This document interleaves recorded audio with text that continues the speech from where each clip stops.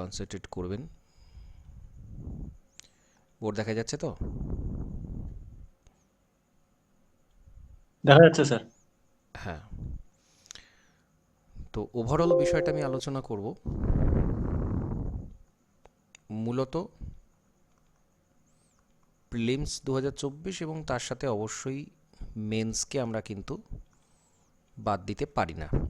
একসাথে আমরা বিষয়টা আলোচনা করব। এখন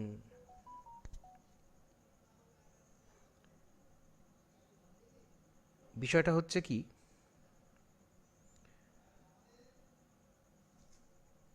আমরা যখনই প্রস্তুতি নেব তখন কিন্তু প্রিলিমস মেন্স দুটোকে একসাথে রেখে একসাথে ধরে আমরা প্রস্তুতিটা নিতে থাকব।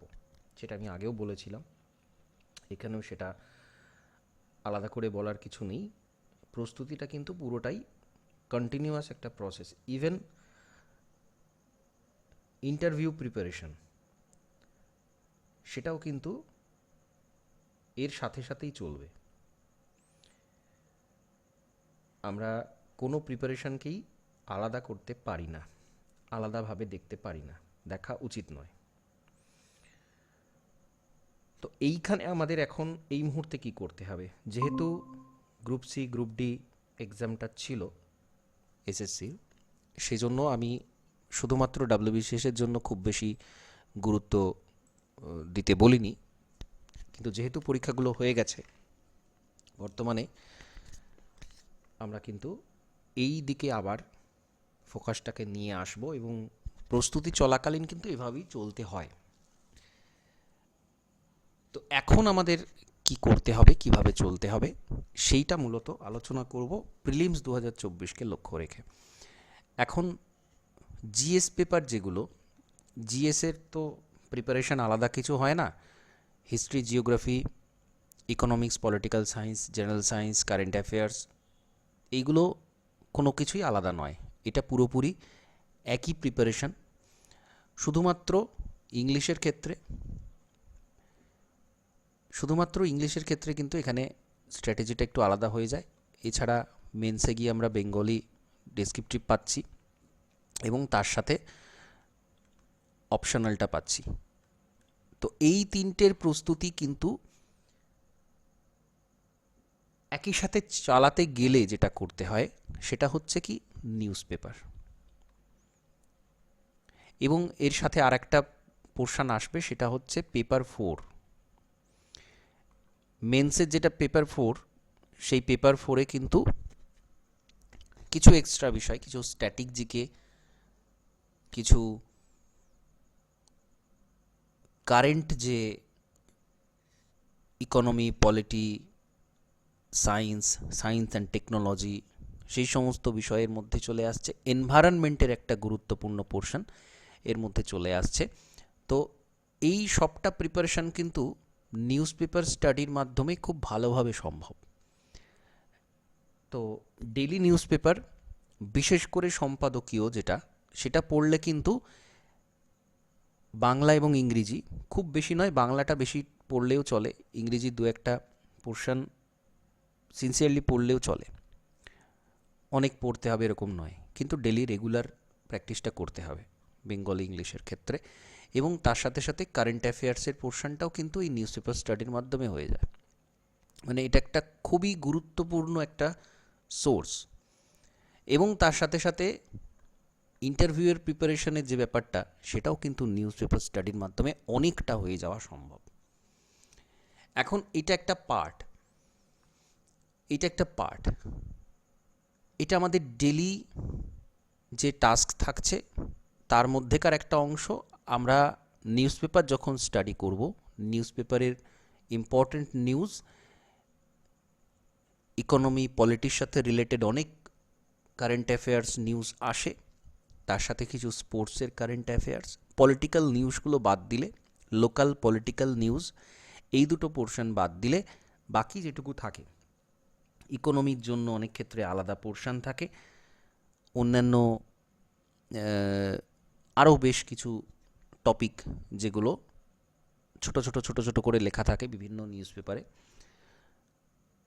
সেগুলো আমাদেরকে লিখতে হবে, এবং সবথেকে যেটা গুরুত্বপূর্ণ সেটা হচ্ছে এডিটোরিয়াল যে পোর্শনটা, সম্পাদকীয় যে জায়গাটা, সেটা কিন্তু এই প্রিলিমস এবং মেন্সের দুটো জায়গাতেই, মেন্সে সবচেয়ে বেশি কাজে লাগে এবং প্রিলিমসের জন্য কিন্তু এটা গুরুত্বপূর্ণ, আমরা আপডেটেড থাকতে পারি। এবার ইংলিশের যে প্রিলিমস অর্থাৎ গ্রামাটিক্যাল যে পোর্শন, আমি প্রথমে এক একটা সাবজেক্ট ধরে একটু আলোচনা করি, তারপরে ওভারঅল আলোচনা করব। প্রথম হচ্ছে ইংলিশ। ইংলিশের যে গ্রামাটিক্যাল পোর্শনটা থাকে, সেই জায়গাটা কিন্তু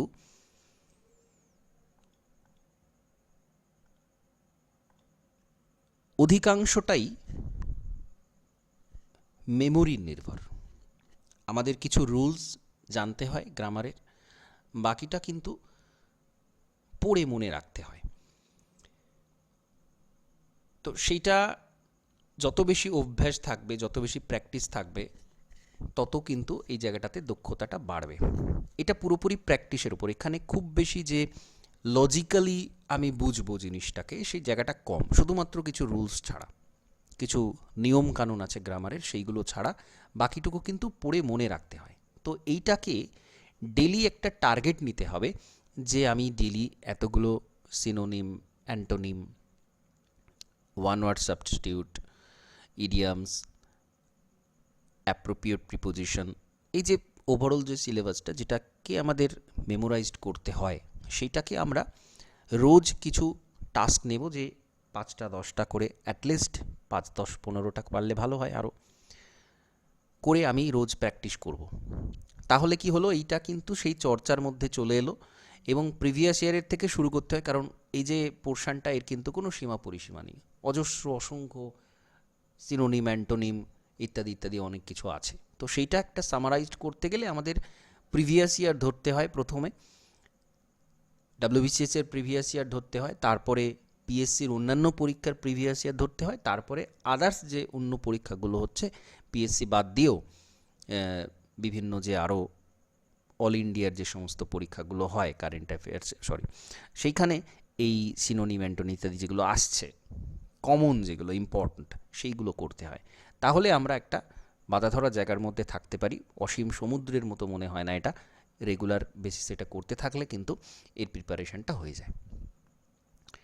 এবার যে পোর্শনটা, সেটা হচ্ছে হিস্ট্রি। আমরা জানি সবচেয়ে বেশি ওয়েটেজ আছে হিস্ট্রির দুটো পোর্শনের মধ্যে, 25 50 নাম্বার এখানে কিন্তু রয়েছে, এবং অ্যানসিয়েন্ট মেডিয়েভাল এই দুটো পার্ট, আর মডার্ন ইন্ডিয়াতে 25। তাহলে এইখানে আমাদের কিন্তু স্ট্র্যাটেজিটা এমন হতে হবে যেখানে, এই মাইক অফ রাখবেন, হিস্ট্রি। তো এই জায়গাটাতে কিন্তু আমাদের খুব বেশি ভালো করে বুঝতে হবে যে এখানে কিন্তু আমাদের ম্যাক্সিমাম স্কোর করতে হবে, কোনোটাই নেগলেক্ট করলে চলবে না। না অ্যানসিয়েন্ট মডার্ন, অ্যানসিয়েন্ট মেডিয়েভাল, আর এদিকে মডার্ন বা যেটাকে আমরা ফ্রিডম স্ট্রাগল বলি। তো এখানে কিন্তু আমাদের খুব ভালো করে সিলেবাস কভার করে, যেহেতু অ্যানসিয়েন্ট মেডিয়েভালের বিরাট বড় একটা সিলেবাস আছে, এটাকে বারবার কভার করে একটা ওভারঅল আইডিয়া রাখা, এবং পুরোপুরি ঘটনা পরম্পরা অনুযায়ী পুরো ব্যাপারটাকে, সেই প্রাগৈতিহাসিক সময় থেকে শুরু করে পরপর একদম সুলতানি আমল থেকে শুরু করে মোগল যুগ থেকে পুরো একদম পরপর পরপর পরপর কিন্তু সিরিয়ালি মনে রাখতে হবে কখন কি হয়েছিল ওভারঅল। তারপরে যে স্টেপ, সেটা হচ্ছে শুধু প্র্যাকটিস, শুধু প্র্যাকটিস, বারবার বারবার মক টেস্ট দেওয়া, বিভিন্ন রকমের প্রশ্নোত্তর দেখা, করতে করতে আমাদের কিন্তু, তবে আমাদের মূল বিষয়টা মাথায় থাকলো, জিস্টটা মাথায় থাকলো, সেটা আমরা জানতে পারলাম, এবং তারপরে শুধুমাত্র আমরা প্র্যাকটিস করব। ফ্রিডম স্ট্রাগলের ক্ষেত্রেও তাই, পুঙ্খানুপুঙ্খ ফ্রিডম স্ট্রাগলের সিলেবাসটা সবচেয়ে ছোট, এবং যদি কেউ মনে করে যে আমি শুরু করছি, অনেক দিন ডিটাচ ছিলাম, শুরু করছি, তাহলে সব থেকে ভালো জায়গা হচ্ছে এইটা। সবার আগে এইটাকে শেষ করে দেওয়াটা কিন্তু খুব সহজ কাজ। যদি একটু প্রস্তুতি থাকে, তাহলে এটা কিন্তু 1 সপ্তাহ সময় লাগে এই ফ্রিডম স্ট্রাগলের পোর্শনটা খুব ভালো করে কভার করে দিতে। 1 সপ্তাহ মাত্র সময় লাগে, কেউ যদি সেভাবে স্টাডি করে, খুব ভালোভাবে যদি স্টাডি করে, তাহলে কিন্তু এটা সম্ভব। তো তাহলে ফ্রিডম স্ট্রাগলটা এখানে কিন্তু, এবং আমরা যদি বিগত বছরের প্রশ্ন দেখি আমরা দেখব এখানে প্রচুর কমন প্রশ্ন কিন্তু আসে। আমরা এর সাথে সাথে যদি মেন্সের বিগত বছরের যে প্রশ্ন সেগুলোও যদি করে নিই তাহলে কিন্তু আমরা অনেকটা এখানে সেফ থাকতে পারবো। খুব অল্প সময়ে কিন্তু এই সিলেবাসটা কভার হয়ে যায় এবং 25-এর মধ্যে এখানে কিন্তু 22, 23, 24, 25-25ও স্কোর করাটা খুবই সহজ অন্যান্যগুলোর তুলনায়। তাহলে প্রথমেই কেউ যদি টার্গেট করে যে এই পোর্শনটা খুব ভালো করে কভার করে নেব, কারণ এখানে স্ট্র্যাটেজিক্যালি চলতে হবে, এখানে আমাকে সবটা ওভারঅল সব কিছু একসাথে মাথায় নিলে কিন্তু অসুবিধা আছে। তাহলে এটা একটা জায়গা, এটা একটা পদ্ধতি, সকলকে যেরকম করতে ওরকম কোনো ব্যাপার নেই, কিন্তু এটা একটা জায়গা সহজ। আমি যখন শুরু করছি তখন এই সহজ জায়গাটা দিয়ে, যেটা খুব অল্প সময় কভার করা যায়, সেটা দিয়ে আমি শুরু করছি। তাহলে এই দুটোর জন্য স্ট্র্যাটেজিটা হবে এরকম। এরপরে আমরা পরবর্তী পোর্শন দেখব, পরবর্তী পরপর জিএসের পেপারগুলো।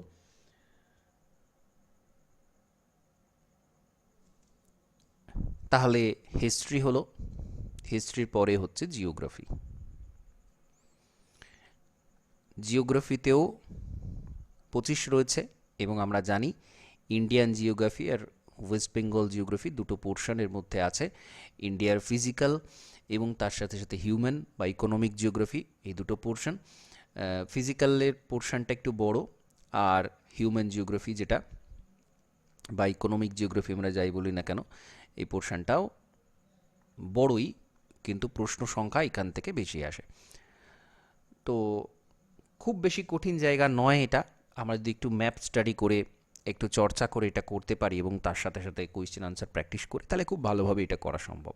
ওয়েস্ট বেঙ্গল জিওগ্রাফি থেকে 5-6টা থেকে 7-8টা প্রশ্ন এসে থাকে, সেখানেও সীমিত অংশ এবং এই দুটো পার্টই আছে, ফিজিক্যাল এবং ইকোনমিক, এই দুটো পার্ট আছে। এটাও কিন্তু আমরা একটু চর্চার মাধ্যমে, কারণ এগুলো সবই সীমিত, এখানে কিন্তু প্রচুর যে অনেক আনলিমিটেড ইনফরমেশান আছে সেরকম নয়। যেমনটা কিন্তু এই অ্যানসিয়েন্ট মেডিয়েভাল যে পোর্শনটা, এটা কিন্তু অনেকটাই বড়, আমরা জানি এখানে কিন্তু অনেক কিছু হতে পারে। এখানে কিন্তু সেরকম নয়, একটা সীমিত জায়গা এখানে আছে। এবং বিগত বছর যদি আমরা দেখি তাহলে দেখব, বিশেষ করে আমরা যদি জিওগ্রাফি মনে করি শুরু করবো খুব সহজ জায়গা, আমরা ওয়েস্ট বেঙ্গল জিওগ্রাফিটা আগে কভার করে নিতে পারি। এটা কভার করে নিলে আমরা মোটামুটি 4-5টা থেকে মিনিমাম 4-5টা, 3-4টে কোয়েশ্চেন তো অবশ্যই থাকে, আরও বেশি সংখ্যক প্রশ্ন কোনো বছর এসে থাকে। তাহলে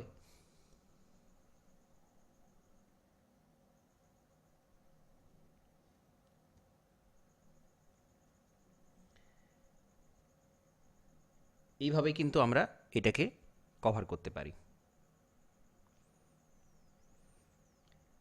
তাহলে ওয়েস্ট বেঙ্গল জিওগ্রাফিটা যদি হয়ে যায়, তারপরে তাহলে আমাদের ইন্ডিয়ান জিওগ্রাফিটা পড়ে। এবার আমাদের যেটা মনে হবে সহজ, আমরা যদি ফিজিক্যাল পোর্শনটা মনে করি সহজ তাহলে এটা দিয়ে শুরু করব।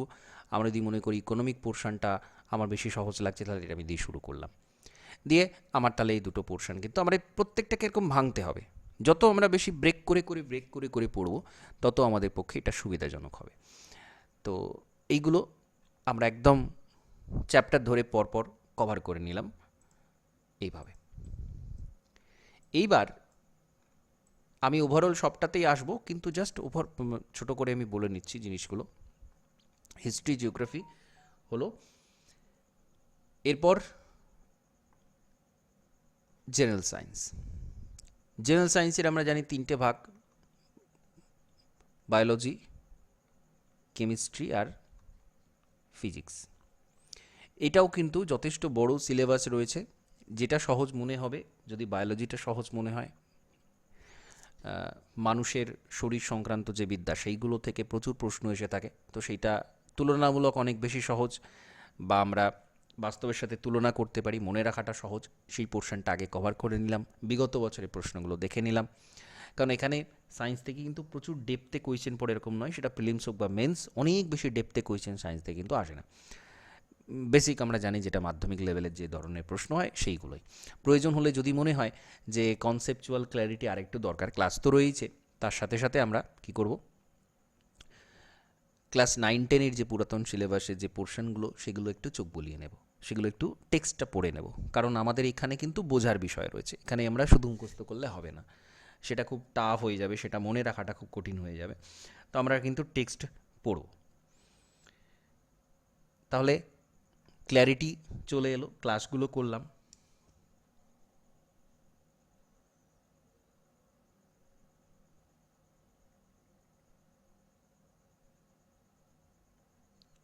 এবং সাথে সাথে এমসিকিউ প্র্যাকটিস করলাম, তাহলে কিন্তু, এবং আবারও বলছি এখানে কিন্তু কনসেপচুয়াল ক্ল্যারিটিটা খুব বেশি করে দরকার।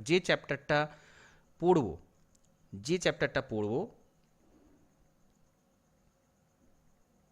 সেটা কিন্তু খুব ভালো করে পড়বো, খুব ভালো করে সেটা জানবো, সেটা নিয়ে যেন কোনো কোনো কনসেপ্টের প্রবলেম না থাকে।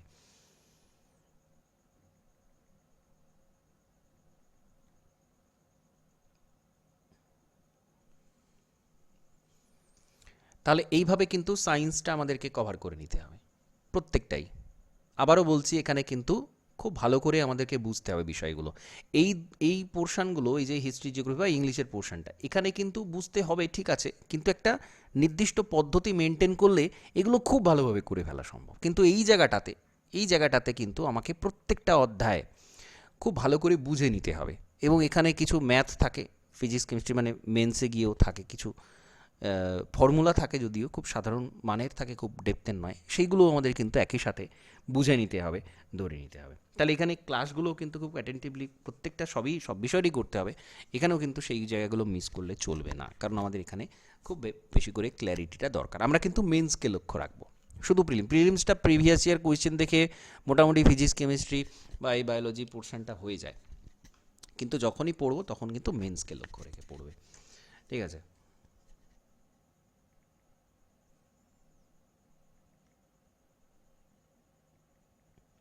তাহলে এটা হলো। আচ্ছা, আপনাদের কিছু প্রশ্ন আছে এই জায়গাটাতে, আমি যে এতক্ষণ বললাম, কিছু বলার আছে?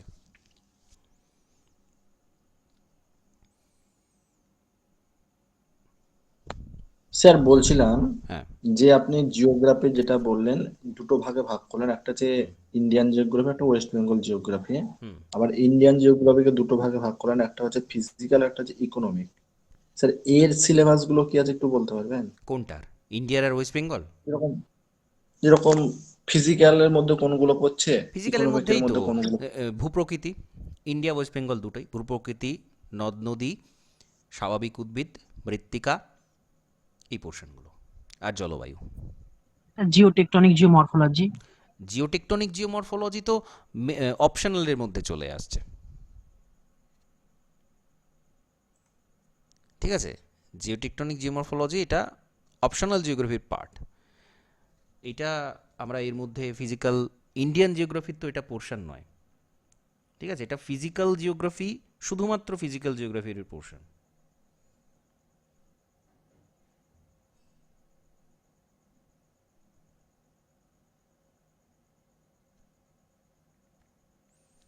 কি বলছি বোঝা গেল? হ্যাঁ স্যার। হ্যাঁ, তাহলে এই এই পোর্শনগুলো ফিজিক্যাল। আর বাকি যেটা ধরুন বিভিন্ন রকম খনিজ সম্পদ কোথায় কী আছে, শক্তি সম্পদ কোথায় কী আছে, কয়লা কোথায় পাওয়া যায়, কোথায় পেট্রোলিয়াম পাওয়া যায়, এই যে পোর্শনগুলো, সেখান থেকে ইকোনমিক পোর্শন, তারপরে বাণিজ্য, মানে ট্রেডের যে বিষয়টা সেটা, পরিবহন, যাতায়াত, যোগাযোগ ব্যবস্থা, এই পোর্শনগুলো, এগুলো সব কিন্তু হিউম্যান বা ইকোনমিক জিওগ্রাফির মধ্যে চলে আসছে। পপুলেশন, হিউম্যান জিওগ্রাফি, ভারতের জনসংখ্যা, সেন্সাস। ঠিক আছে? সেন্সাস অধ্যায়টা খুব ইম্পর্ট্যান্ট, কারণ সেন্সাসটা কিন্তু আমাদের জিওগ্রাফিতেও আছে, আবার ইকোনমিক্সেও আছে। ঠিক আছে? 2021-এর তো বের হয়নি, 26-এর মধ্যে বেরিয়ে যাওয়ার কথা আছে, এখনও পাইনি। আমাদের সেই 11 নিয়েই চলতে হবে, পুরাতন যে সেন্সাস সেটা নিয়ে চলতে হবে। তো সেটাই এখনও পর্যন্ত আমাদের কাছে আছে, আমরা ওটাই দেখেই করব, কিন্তু ওটা খুব ইম্পর্ট্যান্ট। যাই হোক, এখানে কথা প্রসঙ্গে বললাম। এবার তাহলে এই সাবজেক্টগুলো কিন্তু, স্ট্র্যাটেজিগুলো এরকম থাকতে হবে। ঠিক আছে? আবারও বলছি, সায়েন্সের ক্ষেত্রে কিন্তু মুখস্থ প্রবণতা হয়ে গেলে খুব মুশকিল আছে, কারণ এখানে উতরে গেলেও এইখানে যে পেপার 4-এ যে সায়েন্স থাকবে প্লাস টেকনোলজি থাকবে, সায়েন্স প্লাস টেকনোলজি পোর্শনটা, মানে কম্পিউটারের থেকে বেশি কিছু প্রশ্ন আসে, এবং কারেন্ট অ্যাফেয়ার্স থেকে কিছু সায়েন্সের যে ডেভেলপমেন্টগুলো হয়েছে সেখান থেকে কিছু থাকে। তো সেটা আমরা যদি এইখানে সেইভাবে না পড়ি, তাহলে কিন্তু এখানে মেন্সে গিয়ে আমাদের ভুগতে হবে, আটকে যাবে অনেক কিছু। তো সেটাকে একেবারেই প্রশ্রয় না দিয়ে প্রথম থেকে বুঝে বুঝে ভালো করে পড়াটাই সব থেকে বেটার। আচ্ছা, এবার পরবর্তী অংশ, ম্যাথ এবং জিআই। এখানে দুটো বিষয় থাকে। প্রথমত হচ্ছে ম্যাথটাকা জিআইটা করা, এবং দ্বিতীয় হচ্ছে টাইমের মধ্যে করা। ঠিক আছে, এখানে কিন্তু যেহেতু মেন্সে গিয়েও এই পোর্শনটা 200 নাম্বার হয়ে যাচ্ছে, এখানে 25 নাম্বার, আমাদেরকে খুব ভালো করে মানে ম্যাথের ক্ষেত্রে সবচেয়ে সুবিধার যে বিষয়টা সেটা হচ্ছে ম্যাথের কিন্তু কিছু টাইপ হয়। সুতরাং আমরা যদি সেই টাইপগুলো একবার খুব ভালোভাবে করে নিতে পারি, তাহলে তারপরে কিন্তু আর কিছু এক্সট্রা কিছু থাকে না। তো সেইটা আমাদেরকে বুঝতে হবে। ম্যাথের কিছু টাইপ, এবং জিআই এর ক্ষেত্রেও তাই। এবং তার সাথে সাথে এটা অবশ্যই সময়ের মধ্যে অভ্যাস করা, একটু প্র্যাকটিস করা, প্রিভিয়াস ইয়ারের কোয়েশ্চেনগুলো নিয়ে আলোচনা করা।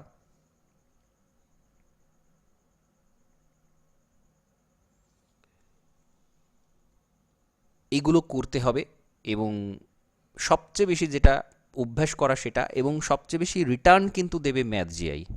এই এত সাবজেক্ট এত কিছু পড়ে যতটুকু না হবে, আমরা যদি ম্যাথ জিআইয়ের পেছনে বেশি সময় দিই, তার থেকে আউটকামটা কিন্তু অনেক বেশি আসে। কারণ কি? কারণ এখানে কিন্তু সব লিমিটেড।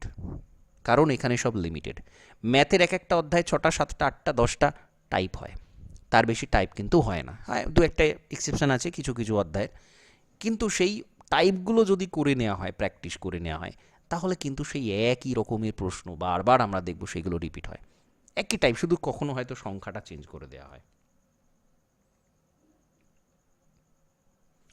তো এইটা আমাদেরকে বুঝতে হবে। যাদের ম্যাথে সমস্যা আছে তারা ভাবে কি যে ম্যাথে সময় দেব, অনেক সময় চলে যাচ্ছে, অনেক শুনে, কিন্তু ম্যাথের আউটকামটা অনেক বেশি। স্যার এটা কি সব এক্সামের ক্ষেত্রে একই রকম সব, টাইপ হয়? হ্যাঁ, ম্যাথের ধরুন একটা অধ্যায়, ধরুন সিম্পলিফিকেশন, ধরুন পার্সেন্টেজের ম্যাথ, ধরুন নৌকা স্রোত, এই অধ্যায়, এগুলো সব একই ধরনের। এবার ধরুন আপনি ব্যাংকিংয়ের পরীক্ষা দিচ্ছেন, এবার ধরুন আপনি রেলের পরীক্ষা দিচ্ছেন, সেখানে দেখবেন যেখানে ম্যাথের ওয়েটেজ বেশি, সেখানে হয়তো একটু কোয়েশ্চেনটা বেশি ডেপথের হয়। দেখবেন 4-5 লাইন 6 লাইনের কোয়েশ্চেন হচ্ছে, আর একটু বড় বড় কোয়েশ্চেন হচ্ছে, একটা পাজলের মধ্যে অনেকগুলো ভাগ থাকছে, এইটুকুই হয়। টাইপ বাকি সেম হয়,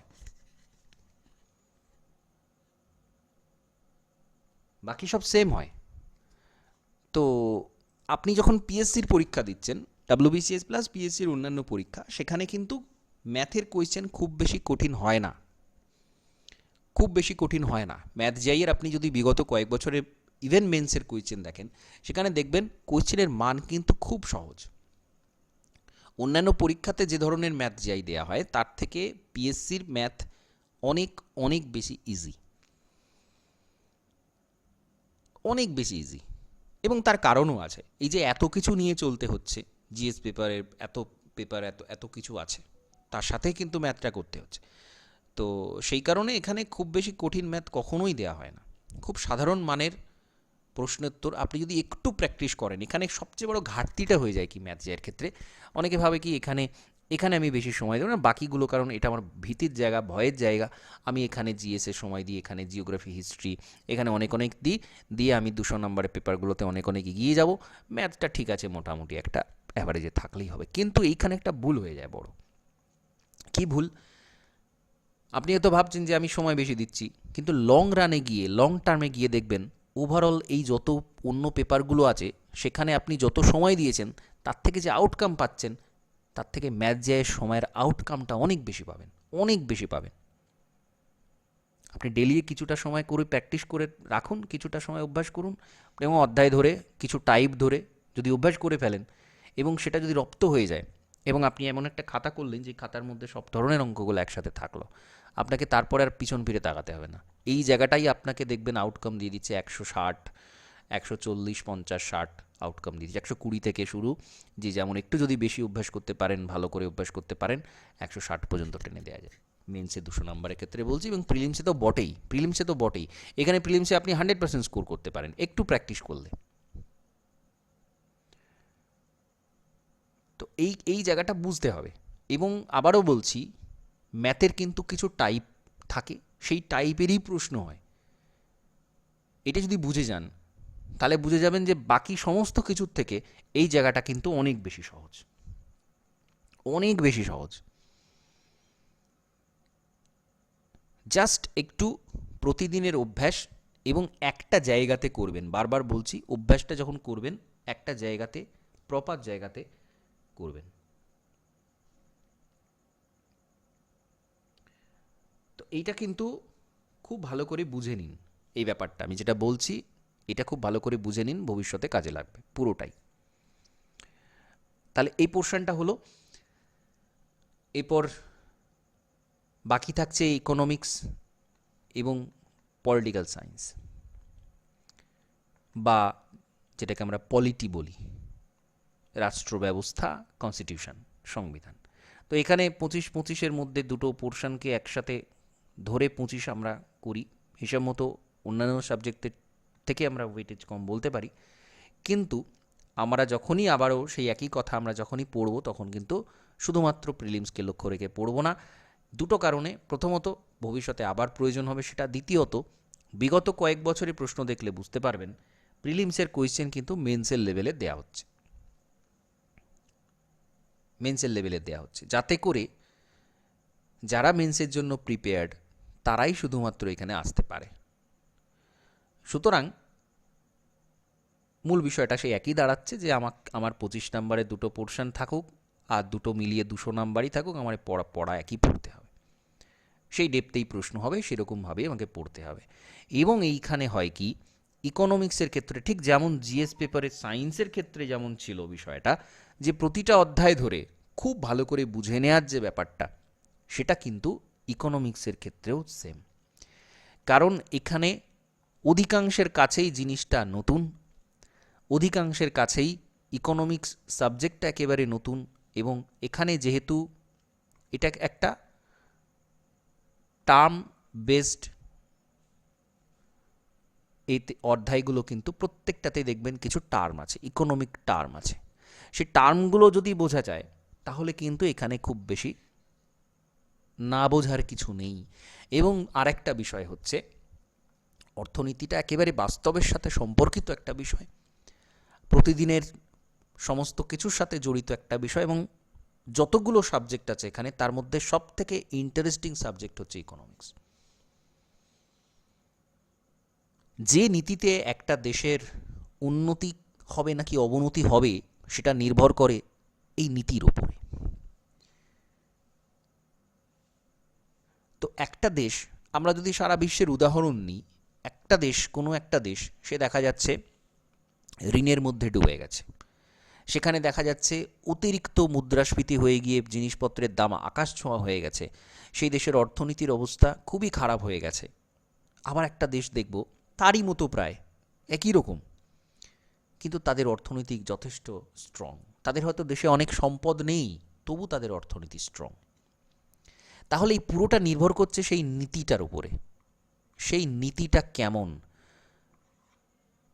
এটাই কিন্তু অর্থনীতি।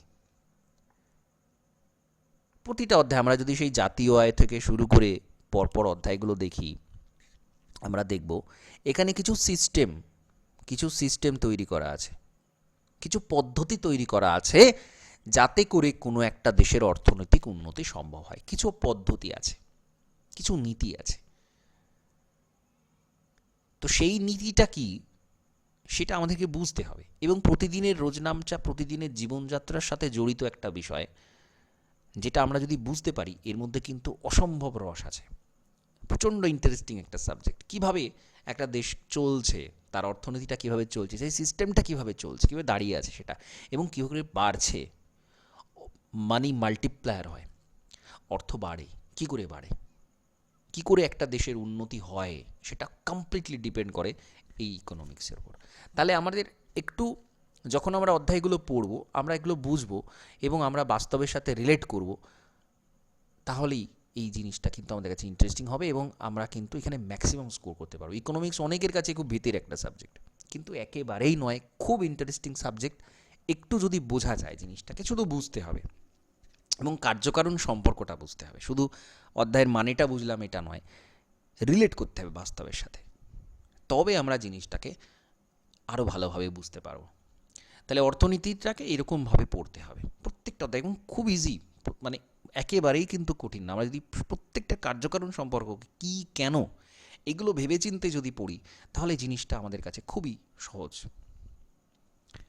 আচ্ছা, পলিটিক্যাল সায়েন্সের ক্ষেত্রেও প্রায় কিছুটা তাই, এটাও একেবারে বাস্তবধর্মী বিষয়, এবং এতক্ষণ যেগুলো আমরা পড়ছিলাম সেগুলো কোনোটাই কিন্তু ম্যানমেড নয়, মানে যদিও ম্যাথ যাইকে আমরা বলতে পারি ক্যালকুলেশন ইত্যাদি ইত্যাদি, বাকিগুলো কোনোটাই ম্যানমেড নয়।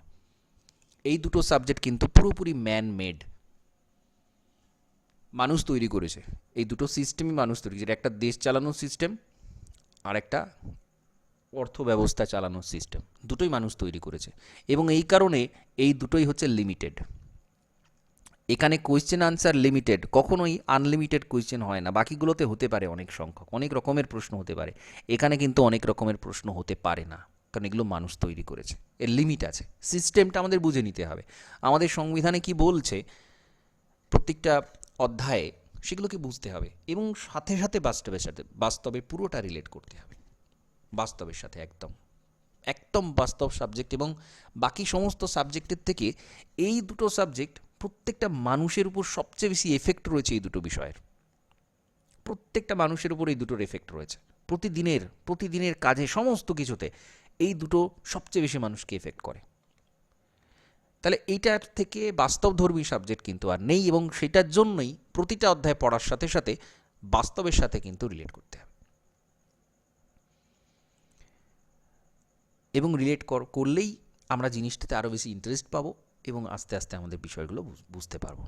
ঠিক আছে, এখানেও সংবিধানের পুরো ব্যাপারটা আমাদের বুঝে নিতে হবে যে হ্যাঁ কী বলা আছে আমাদের সংবিধানে, আমার দেশ কেমন চলবে, কিভাবে চলবে, কমপ্লিটলি আমাদের কিন্তু সংবিধানে সেই স্ট্রাকচারটা দেওয়া আছে। তাহলে আমরা কেন সেটা পড়বো না? ভারত দেশটা কীভাবে চলছে আমরা কেন জানবো না? কোন কোন সংস্থা কী কাজ করে থাকে, কিভাবে করে থাকে, তাদের কতটা ক্ষমতা আছে, একটা দেশের কতটা তারা পাল্টে দিতে পারে, কী কী জায়গায় তারা কাজ করতে পারে, সমস্ত বিষয়টা আমাদের এখানে বলা আছে। সেটা আমাদের জানাটা প্রয়োজন, শুধুমাত্র পরীক্ষা দিচ্ছি বলে নয়, এটা আমাদের প্রত্যেকটা নাগরিকের পলিটিক্যাল সায়েন্সের এই সিস্টেমটা, আমাদের যে সিস্টেমে দেশটা চলছে সেটা জানাটা প্রত্যেকের জরুরি। সেই বেসিক জায়গাগুলো থেকে আমাদের শুরু করতে হবে, বাকি আমরা অনেক ডেপথে জানি না জানি, বেসিক জায়গাগুলো আমাদের জানতেই হবে। তো সেই উদ্দেশ্যটা নিয়ে আমরা যদি পড়ি যে হ্যাঁ আমি জানবো যে আমাদের সংবিধানে সত্যিই কী বলা আছে, একটা প্রধানমন্ত্রী দেশে সে কী কী করতে পারে, আমাদের পার্লামেন্ট সিস্টেমটা আমরা কেন নিয়েছি, কোন দেশ থেকে নিলাম, কেনই বা নিলাম, পার্লামেন্টারি সিস্টেমের মধ্যে এমন কি আছে যাতে করে এই সিস্টেমটাই আমরা নিয়েছি, বা বিশ্বের অনেক দেশ কেন পার্লামেন্টারি সিস্টেমটাই নিল, অন্য কোনো সিস্টেম কেন নিল না, তার মধ্যে কী এমন বিষয় আছে। বা আরেকটু এগিয়ে গিয়ে যদি ভাবতে পারি যে এই সিস্টেমটা বাদ দিয়ে অন্য কিছু সিস্টেম কি থাকতে পারে, সেটা কি দেশের পক্ষে আরেকটু ভালো। যখনই আমরা এই জিনিসগুলো ভাবতে শিখব তখনই কিন্তু এই বিষয়গুলো আমরা আরও বেশি ভালো করে বুঝতে এবং মনে রাখতে পারবো। আমাদের একটু ডাইভার্জেন্ট থিঙ্কিং করতে হবে, সবসময় সোজা অবস্থায় ওরকমভাবে ভাবলে চলবে না, বিভিন্ন দিক দিয়ে ভাবতে হবে। যদি আমাদের পার্লামেন্টারি সিস্টেম না থাকতো তাহলে কী রকম চলতো দেশটা, আছে বলেই বা কী করে চলছে। একটা বিল পাস করিয়ে দিল, কারো যদি লোকসভা এবং রাজ্যসভাতে যথেষ্ট মেজরিটি থাকে, যে কোনো বিল পাস করিয়ে দেওয়া তার পক্ষে কিছু ব্যাপার নয়। তার কী এফেক্ট পড়ছে আমাদের দেশের ওপরে, একটা দেশ একটা সরকার যদি ব্যাপক মেজরিটিতে থাকে তার কী এফেক্ট আমাদের দেশের ওপর পড়ে, সেটা কি কতটা হওয়া উচিত, বিরোধী কতটা স্ট্রং হওয়া উচিত, যদি হয় তাহলে কী কী তফাৎ হয় আমাদের দেশে, বাস্তবে সেই তফাৎগুলো কী কী চলছে। কৃষি বিলটা আইনে পরিণত হয়ে গিয়েও আবার সেটাকে কেন বন্ধ করতে হলো, বা আর কী কী এমন বিল আছে যেগুলো পাস হচ্ছে বা হয়ে গেছে বা হবে করছে, যেটার এফেক্ট সারা দেশের সমস্ত মানুষের উপর পড়তে পারে। এই ভাবনাটা আমরা যখন ভাবতে পারবো তখনই কিন্তু আমরা এই বিষয়টার ইন্টারেস্টটা আমরা তখন কিন্তু পাবো। এবং প্রতিদিনের নিউজ পেপারে, মানে পলিটিক্যাল নিউজ বলতে একদম পলিটিক্যাল ঘাসা নিউজ বাদ দিয়ে, আমাদের এই পলিটির সাথে, মানে সিস্টেমটার সাথে, কোন রাজনীতিক ব্যক্তিত্ব কি বলল, কাকে কি নিন্দা করলো, সেটা নয়, সিস্টেমটা কি সিস্টেমে চলছে। আমাদের প্রায় দেখব দলত্যাগ বিরোধী, অ্যান্টি ডিফেকশন লয়ে আমাদের আছে আইন, কিন্তু দেখা যাবে সেই ঘোড়া কেনা বেচা চলতে থাকে, বিভিন্ন দল থেকে ত্যাগ করে জিতে যাওয়ার পরেও একটা দল থেকে অন্য দলে চলে গেল। এই জিনিস আমরা প্রায়ই দেখতে পাই সারা দেশের মধ্যে বিভিন্ন রাজ্যে। আবার হয়তো কোনো দল একসাথে অনেকগুলো এমপি এরা চলে আসছে একটা দল থেকে অন্য দলে, এমএলএও চলে আসছে, এমপিও চলে আসছে। তাহলে এই জিনিসগুলো কেন হচ্ছে, বা এর কী ফলাফল দাঁড়াচ্ছে, এটা আমাদের সংবিধানে কতটা বাস্তবসম্মত, কতটা যুক্তিসম্মত, আমাদেরকে এটা ভাবতে হবে। তবে আমরা এই অ্যাপ্রোচে যদি পড়ি, তবে আমাদের জিনিসটা আমাদের কাছে পুরোটা ওভারঅল ভালো থাকবে। এবং শুধু তাই নয়, আমাদের ইন্টারভিউতে যখন আমাদের এরকম ধরনের একটু অন্যরকম প্রশ্ন করা হবে, আমাদের বিষয়টাকে আমরা কতটা অনুধাবন করতে পেরেছি সেটা কিন্তু তারা জিজ্ঞাসা করবেন। তারা এটাই কিন্তু খুঁজে বের করবেন যে আমার মধ্যেই বিষয়টা কতটা ঢুকে আছে আর আমার মাথায় কতটা ইনফরমেশান গিজগিজ করছে, সেটা কিন্তু আমার চাকরিটা পাওয়ার যোগ্য মাপকাঠি নয়। আমার বিষয়টা কতটা আমি আত্মস্থ করতে পেরেছি, সেই শুরুটা হবে কিন্তু এই প্রিলিমস থেকেই। এবং শুধু তাই নয়, আমরা যত বেশি এইরকমভাবে ইন্টারেস্ট করাতে পারবো, আমাদের সফল হওয়ার প্রবণতাটা কিন্তু তত বেশি বাড়বে। তো শুরু থেকে আমাদের অ্যাপ্রোচটা এরকম হবে। এখন যদি বলা হয় যে আগামী 2 মাসের মধ্যে আমার পরীক্ষা, তাহলে আমি তখন কী করব? 2 মাসের মধ্যে যদি পরীক্ষা হয়, আমি নিশ্চয়ই আগে থেকে প্রিপারেশন শুরু করেছি, বেশ কিছুটা জানা আছে, আমার অর্থতপক্ষে কিছুটা জানা আছে। তখন কি করতে হবে? তখন আমাদের চ্যাপ্টারগুলো ধরতে হবে, এক একটা চ্যাপ্টার ধরতে হবে, সেই চ্যাপ্টারটা আমরা কতটা বুঝি সেটা দেখতে হবে, এবং তারপরেই চলে যেতে হবে এমসিকিউতে, প্র্যাকটিসে চলে যেতে হবে যে হ্যাঁ আমি জেনে গেছি রাষ্ট্রপতির এই ব্যাপারগুলো সব জেনে গেছি মোটামুটি, আমি এবার কোয়েশ্চেন আনসার দেখব। যখনই কোয়েশ্চেন আনসার দেখব তখনই কিন্তু আমি কোথায় কি ভুলভ্রান্তি আছে, আমার কোথায় কি ঘাটতি আছে, জানার অভাব আছে, আমি বুঝতে পারবো, আমি ধরে ফেলতে পারবো। তখন আবার সেটাকে পড়বো, তারপরে আবার সলভ করব। এরকমভাবে প্রত্যেকটা অধ্যায়ে বা এক একটা পোর্শন আমাকে কিন্তু সলভ করতে হবে। একটা পোর্শন বলতে ধরা যাক বিগত কী কী ইম্পর্ট্যান্ট কী কী মামলাগুলো হয়েছিল, বা ইকোনমিক্সের ক্ষেত্রে কোন কোন কমিটি বসেছিল, তারা কি আউটকাম দিয়েছে সেই কমিটিগুলো থেকে, সেই পোর্শন থেকে আমি এমসিকিউ প্র্যাকটিস করছি। তো যখনই আমরা এরকম টার্গেটেড এমসিকিউ প্র্যাকটিস করব, তখনই কিন্তু আমাদের সেই অধ্যায়ের যে ঘাটতিগুলো সেটা বুঝতে পারবো, এবং সেটার সাথে সাথে মেরামত হয়ে যাবে। আমাদের কিন্তু সেই জিনিসটা আরও ভালোভাবে বুঝে যাবো। এই জন্যে এমসিকিউ প্র্যাকটিসের আগে জাস্ট ওভারঅল একটা আইডিয়া তৈরি করে নিতে হয়। প্রত্যেকটা অধ্যায়ের একটা আইডিয়া আমার থাকবে যে এই অধ্যায়ের বিষয়বস্তুটা কী, সেটা সম্পর্কে আমার একটা স্বচ্ছ ধারণা থাকবে। এটা প্রত্যেকটা সাবজেক্টের ক্ষেত্রে প্রথম কাজ হচ্ছে এইটা, যে আমার সেই বিষয়টা সম্পর্কে একটা ধারণা আছে। তারপরেই চলে আসবে এমসিকিউ প্র্যাকটিস, একদম সরাসরি এমসিকিউ প্র্যাকটিসে চলে আসতে হবে।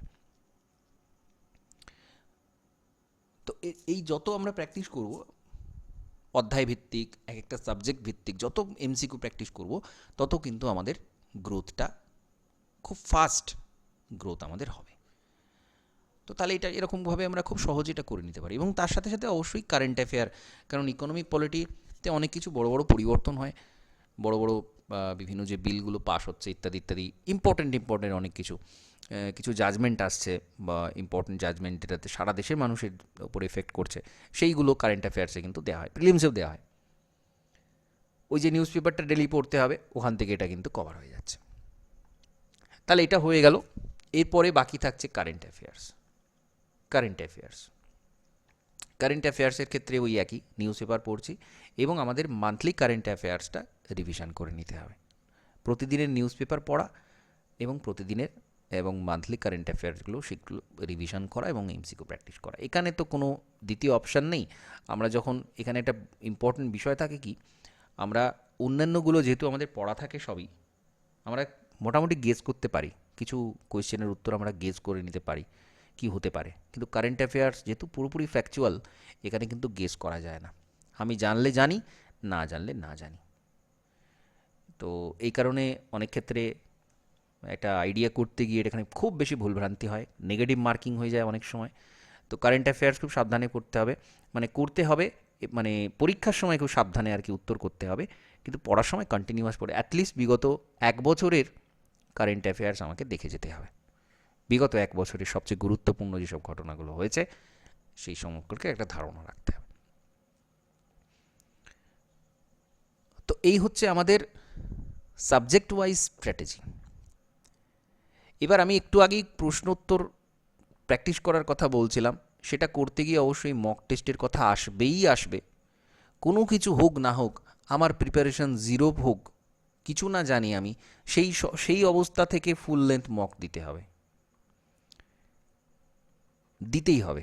কারণ এর থেকে বড় অভিজ্ঞতা সঞ্চয়ের জায়গা কিন্তু আর নেই। আমাদের ঠিক যেটা করতে হবে আমরা সেইটা করছি। সেটা কি? আমাদের পরীক্ষা দিতে হবে। আমাদের একটা কোয়েশ্চেন পেপার দেওয়া হবে, 200 নম্বরের এমসিকিউ থাকবে 200টা, সেটা আমাদের করে আসতে হবে। আমরা পড়ি চাই না পড়ি, কোনো কিছু করি না করি, আমাদের সেইটা করে আসতে হবে। তাহলে আমি সেইটাই করব, সেইটাই প্র্যাকটিস করব। এটা হচ্ছে আমার সবার আগে, সব থেকে আগে প্রথম কাজ এই মুহূর্তে। সেটা হচ্ছে কি, মক টেস্ট দেওয়া। আমার প্রিপারেশন থাকুক আর না থাকুক, মক টেস্ট দেওয়ার অনেক অনেক সুবিধা আছে। প্রথম কথা হচ্ছে আমি প্রশ্নের ধাঁচ বুঝতে পারি, ধারণা হয় যে এই বিষয় থেকে এতগুলো বিষয় আছে, এই জায়গা থেকে এরকম ধরনের প্রশ্ন হয়। তাহলে আমি সেই যে বিষয়ের সমুদ্র, আমি যদি ইংলিশ বলি, একটা ইংলিশ পেপারে তো হাজারো লাখো কোটি কোটি প্রশ্ন হয়। আমি মক টেস্ট দিলে বুঝতে পারবো আমার ইংলিশের কোন জায়গাটা ধরতে হবে আর কোন জায়গাটা ছাড়তে হবে। যদি না সেটা বুঝতে পারি, তাহলে তো আমি পাগল হয়ে যাব। আমি বুঝতেই পারবো না আমার পরীক্ষাতে কি আসবে না আসবে, আমি কিছু জানতেই পারবো না। হ্যাঁ, বিগত বছর প্রশ্ন দেখলে জানা যায় বটে, কিন্তু অভ্যাস না করবো ততক্ষণ আমি কিন্তু সেই জায়গায় কখনো পৌঁছাতে পারবো না। তাহলে এইটা একটা প্রথম কারণ যে আমি ধাঁচটা বুঝতে পারছি, এবং সেই ধাঁচের সাথে আমি কতটা অভ্যস্ত, আমি কতটা প্রিপেয়ার্ড। আমার যেহেতু আমি ছোট থেকে পড়াশোনা করে এসেছি, কিছু তো জানি, আমি অ্যাটলিস্ট কিছু জানি। যে কোনো সাবজেক্টে কোনো সময় কিছু ভালো লাগার সাবজেক্টে থাকে বিষয়, সেইগুলো আমি কতটা জানি সেটা কিন্তু মক টেস্ট দিলে বোঝা যায়। আমার কতটা মনে আছে, অনেকের ক্ষেত্রে হিস্ট্রি খুব ভালো মনে থাকে, অনেকের জিওগ্রাফি, সায়েন্স, বায়োলজি, বিভিন্ন টপিক বিভিন্ন অনেকের মনে থাকে। তাহলে সেটা আমরা বুঝতে পারবো কতটা আছে কতটা নেই, কতটা এসেছি কতটা হাঁটতে হবে, কতটা জানতে পারলাম, কী কী বাকি আছে সেটা জানতে পারছি। দ্বিতীয়ত, অনেক প্রশ্নের সাথে পরিচিত হতে পারছি, যে প্রশ্ন হয়তো অনেক কমন প্রশ্ন আসে। আমরা যদি প্রচুর মক টেস্ট দিই, সেখান থেকে অনেক প্রশ্ন আমরা কমন পাবো। এবং প্রশ্নের যে ধাঁচ, এক একটা সাবজেক্টের কিন্তু এক এক রকমের প্রশ্ন হয়, প্রশ্নের নানা রকম টাইপ থাকে। আমরা যদি খুব সাধারণ মানের পড়াশোনা করে যাই, তাহলে কিন্তু সব ধরনের প্রশ্নের উত্তর আমরা করতে পারবো না, কারণ প্রশ্নের টাইপ আলাদা হয়ে যায় প্রত্যেকটা সাবজেক্টে। শুধু ম্যাথের ক্ষেত্রে নয়, কোয়েশ্চেনে কিন্তু ধাঁচ হয়, অনেক রকমের প্যাটার্ন হয়, সেই প্যাটার্নগুলো আমরা এখানে জানতে পারছি। হোক আমার প্রিপারেশন 0, কিন্তু আমি জানতে পারছি সেগুলো, এরকম ধরনেরও প্রশ্ন হয়। তাহলে আমি যখন সেটা খুঁটিয়ে পড়বো অধ্যায়টা, তাহলে সেই রকমভাবে আমাকে পড়তে হবে, যাতে করে এই টাইপের প্রশ্নেরও উত্তর আমি দিতে পারি। আমার সিলি মিস্টেক, আমার প্রশ্নের উত্তর জানা অথচ আমি ভুল করে আসছি পরীক্ষাতে, সেইটা কিন্তু মক টেস্ট দিয়ে দিয়ে তবে ঠিক করা সম্ভব। কারণ আমি জেনে যাব যে আমি এই জায়গাতে এইরকমভাবে সিলি মিস্টেক করে থাকি, তাহলে আমাকে সাবধান থাকতে হবে যাতে করে আমার সেই মিস্টেকগুলো না হয়। আমরা কি করি, অনেক সময় পুরো লাইনটা পড়ি না, জানা হয় আমাদের, একটুখানি পড়ে আমরা 2-4টা শব্দ পড়ে বুঝতে পারি যে ঠিক আছে জানা আছে, এতটা পড়ে সে ছেড়ে দিলাম, এই জায়গাটা আমরা পড়লামই না, ব্ল্যাঙ্ক রয়ে গেল। উত্তর এমন থাকে, এমন অপশান থাকে, আমরা কিন্তু ভুলের কাছাকাছি যে উত্তরটা, মানে সঠিকের কাছাকাছি উত্তরটা করে আসি, সঠিক পুরোপুরি উত্তরটা করে আসতে পারি না। এই ধরনের মিস্টেক অনেক হয়। 200টা প্রশ্ন এরকম যদি 5-7টা ভুল হয়ে যায়, আমি তো 5-7 নাম্বার কম। এবং যারা একটু প্রিপারেশান নেয়, তারা ওই 4-5 নাম্বার, 5-7 নাম্বার কাছাকাছি গিয়েই আটকে যায়। এবং তার কারণ হচ্ছে এরকম ধরনের সিলি মিস্টেক। যে পরীক্ষা বছরে একবার আসতো, এখন বছরে একবারও আসে না, 2 বছরে একবার আসে। তাহলে একবার আমি যদি সারা বছর পড়াশোনা করে এরকম ধরনের ভুলভাল করে আসি, ক্ষমার অযোগ্য অপরাধ। আবার 2 বছর 5 বছর পরে একটা পরীক্ষা আসবে কিনা সন্দেহ। সুতরাং মক টেস্ট দিয়ে দিয়ে এই সমস্ত জায়গাগুলো ঠিক করতে হবে। আমি পড়ছি যেহেতু, আমি সেই জায়গাটা আমাকে তৈরি করে রাখতে হবে, যাতে করে কোনো রকম কোনো জায়গাতে সিলি মিস্টেক না থাকে। কোন সাবজেক্টের কীরকম স্ট্র্যাটেজি হবে, আমার একটা হিসাব থাকবে, কারণ প্রত্যেকটাতে 25 নাম্বার করে আছে। তাহলে আমি কোন সাবজেক্টে কতটা পেলে, কতটা টেনে দিলে কোন সাবজেক্টে, তবে আমি সেফ জায়গায় থাকতে পারবো। বর্তমান সময়ের সাপেক্ষে অ্যাটলিস্ট 130+ যেমনই কোয়েশ্চেন না থাকুক না কেন, কঠিন, মধ্যম, ইজি, অ্যাটলিস্ট 130 বা এই নাম্বারটা কিন্তু থাকতে হবে। তো সেটা আমাকে বারবার প্র্যাকটিস করে খুব ভালোভাবেই সম্ভব। আমরা যদি নানা রকমের প্রশ্ন প্র্যাকটিস করি, মক টেস্ট দিলে আমরা অনেক রকমের, আমরা কোনো একটা পেপার পেলাম যেটাতে খুব কঠিন প্রশ্ন আছে, একটা পেপার মিডিয়াম মানের কোয়েশ্চেন আছে, তাহলে আমি কতটা যেতে পারছি কতটা পারছি না, আমি সেটা কিন্তু বুঝে যাব মক টেস্ট দিয়ে দিয়ে। এরকম আরও অনেক অনেক সুবিধা বা পরীক্ষা পাশ করার যে ধাপ, সেটা কিন্তু মক টেস্ট দিয়ে দিয়ে কিন্তু আমরা পার হতে পারি। এটা এতটাই গুরুত্বপূর্ণ বিষয়, প্রিপারেশন শুরু করলে আমি যদি মক টেস্ট না দিয়ে পরীক্ষা দিতে চাই তাহলে না যাওয়াই ভালো। কারণ পরীক্ষাটাই তখন একটা মক টেস্ট হিসেবেই চলে আসছে, তখন আর সেটা ফাইনাল হচ্ছে না। সেই ফাইনাল পরীক্ষা হয়তো আর 10 বছর পরে আসবে যদি আমরা মক টেস্ট প্র্যাকটিস না করে যাই। তাহলে এটা একটা প্রিপারেশনের অবিচ্ছেদ্য অঙ্গ, বারবার আমাদের এটা করতে হবে। তো আলাদা করে বলছি না মক টেস্টের, শুধু এটা মাথায় রাখবেন, মক টেস্ট প্রথম থেকে দিতেই হবে।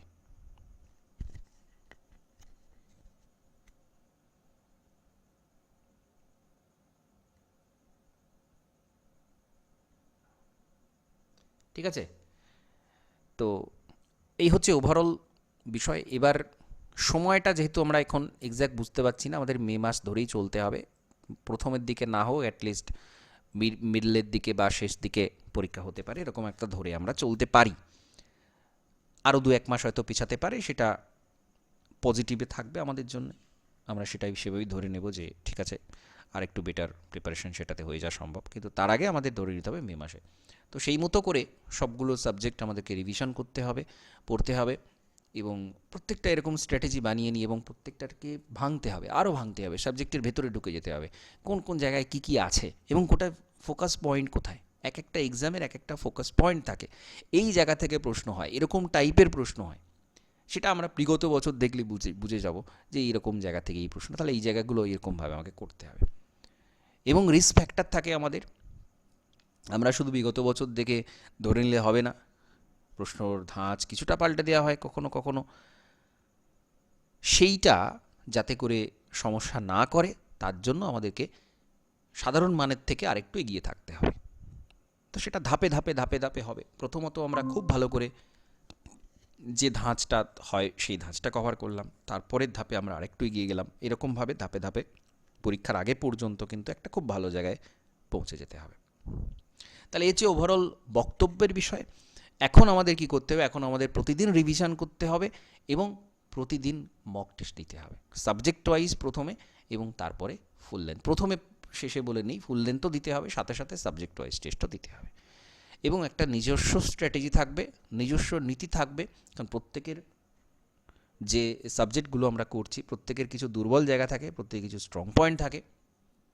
তো আমরা সবটা মিলিয়ে কম বেশি কোথায় কেমন কোন জায়গাটা আমাদের উইকনেস আছে সেটাকে আমরা বেশি করে মেরামত করে নেওয়া, যেটা আমরা স্ট্রং সেটা আরও ভালো করে জায়গা তৈরি করা, এবং প্রতিদিনের রুটিনের মধ্যে এমনভাবে রুটিনটা সাজানো যাতে করে আমাদের এই দুর্বলতার জায়গাগুলো আমরা রিকভার করে নিতে পারি, এবং যেগুলো আমরা জানি ভালো করে সেটা আরও ভালো করতে পারি, সেটাকে একটা সুন্দর রুটিনের মাধ্যমে সাজিয়ে এবং পরীক্ষা দিতে দিতে নিজের ভুলভ্রান্তিগুলোকে বারবার ঠিক করে নিতে নিতে আমাদের কিন্তু এই জায়গাতে পৌঁছাতে হবে।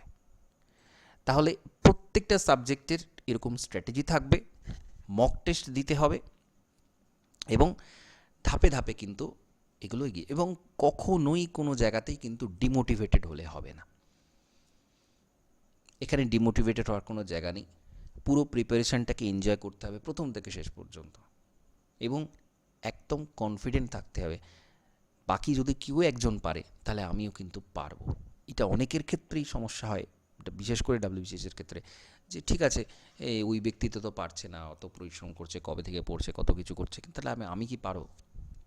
বা ওই ব্যক্তি তো যে পেলো সে তো কত কিছু বলছে, সে কত কিছু করেছে, আমি তো করতে পারি না, বা আমার তো সেই ক্ষমতা নেই, এরকম ধরনের যে মাইন্ডসেট, এটাকে কমপ্লিটলি এই মাইন্ডসেট থেকে পুরোপুরি বেরিয়ে আসতে হবে।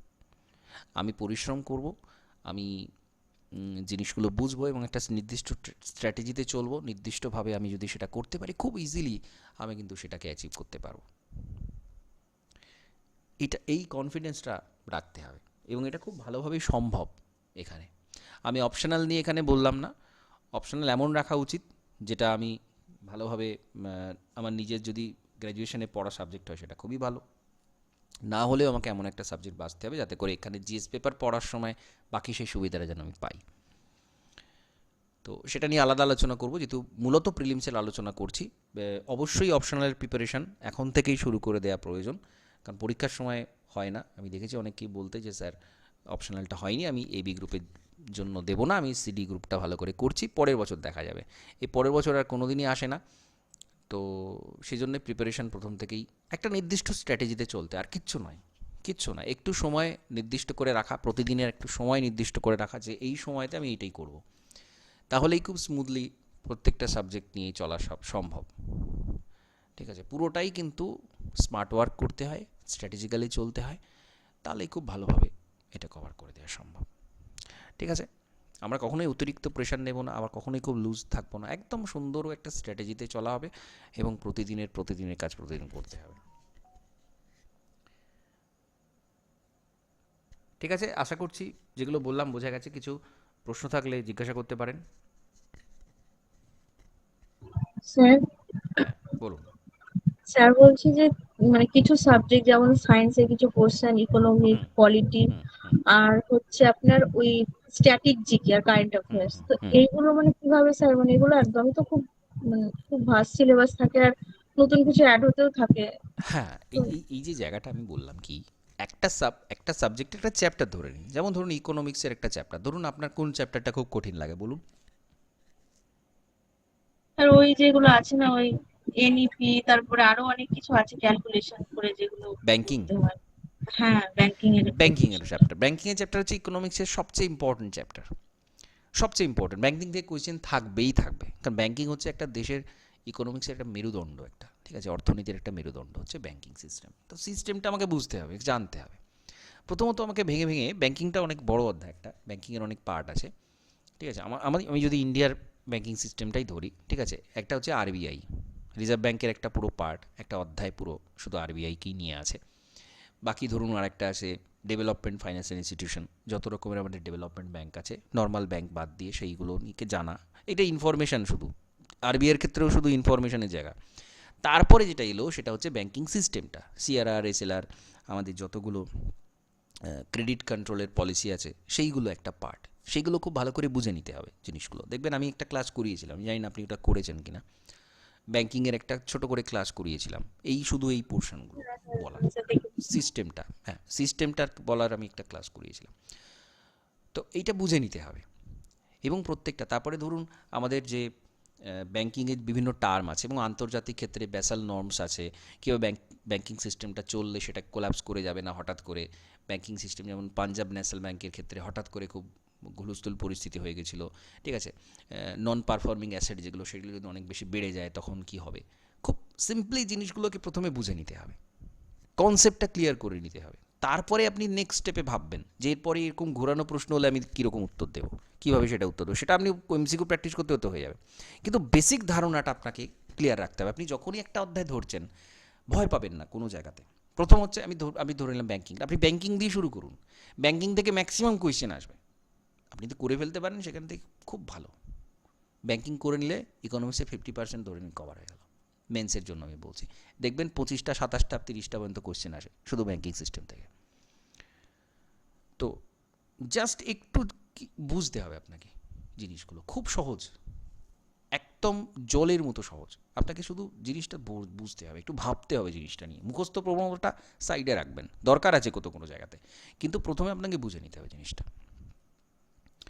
এবার বাকি সবগুলোর কথাই ধরুন না, আপনি ধরুন কারেন্ট অ্যাফেয়ার পড়ছেন, আপনি তো ডেলি খুব বেশি চাপ নেবেন না, এগুলো প্রেশার নেবেন না। কারেন্ট অ্যাফেয়ার দেখবেন যেগুলো খুব বেশি চর্চায় থাকে সেগুলো থেকেই প্রশ্ন হয়, খুব বেশি ডেপথে উল্টোপাল্টা প্রশ্ন হয় না। সেগুলো যদি হয়ও, আপনি যদি সেগুলো করতে যান তাহলে আপনি বাকিগুলোতে সমস্যায় পড়ে যাবেন, দরকার নেই। আপনি একদম সিম্পল জিনিসগুলো পড়বেন কারেন্ট অ্যাফেয়ার, রোজ নিউজ পেপার পড়ুন। আপনাকে প্রথমত কারেন্ট অ্যাফেয়ার্সের সিলেবাস জানতে হবে, কী থেকে আসে প্রশ্ন, আপনাকে সেই জিনিসগুলোই পড়তে হবে নিউজ পেপার থেকে। আর বিগত মাসের যেটা পুরো সারা মাস ধরে আপনি নিউজ পেপার পড়ে এসেছেন, সারা মাসের কারেন্ট অ্যাফেয়ার্স যখন হাতে আসছে সেটা পড়ে দিলেন, ভালো করে হয়ে গেল কারেন্ট অ্যাফেয়ার। এটা হলো। এবার ধরুন সায়েন্সের ক্ষেত্রে যেটা বললাম, চ্যাপ্টারগুলো ধরুন আপনি বায়োলজি দিয়ে শুরু করলেন, সায়েন্স যাদের ক্ষেত্রে সমস্যা হয় বায়োলজি দিয়ে শুরু করুন, কোনো অসুবিধা নেই।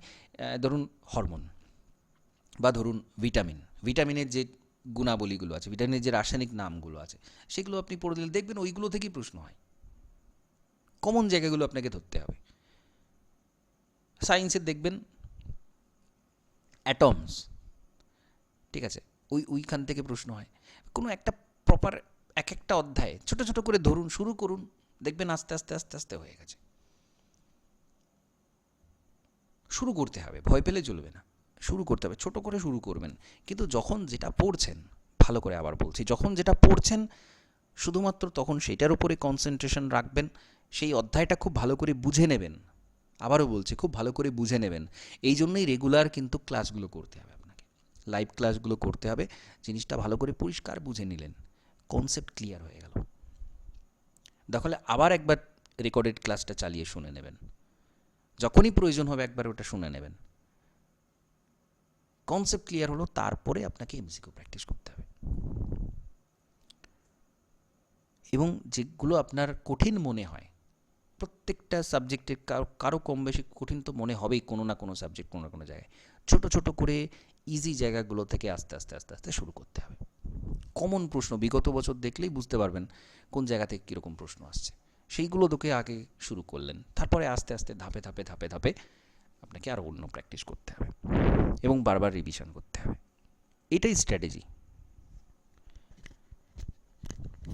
ঠিক আছে, আপনাকে প্রথমত সিলেবাসটা খুব ভালো করে জানতে হবে। সিলেবাস না জানলে তাহলে আপনি কি পড়বেন, কি করবেন, কোথায় ছাড়বেন, কোথায় ধরবেন সেটা বুঝতে পারবেন না। সিলেবাস খুব ভালো করে মাথার মধ্যে থাকবে, তারপরে আপনি ছোট ছোট ছোট করে প্রত্যেকটা পাঠ করলেন। জিনিসটাকে আপনার হাতের মুঠোয় নিয়ে আসতে হবে, এক এক করে এক এক করে, এবং বারবার রিভিশন করতে হবে। ঠিক আছে, এটা আমি করিয়ে দেবো, এটা নিয়ে খুব বেশি চিন্তা করার কিছু নেই। আপনার আমি যেগুলো বলছি সেগুলো একটু শুনবেন, যেগুলো করতে বলছি সেগুলো একটু শুনবেন, তাহলেই হবে। ঠিক আছে,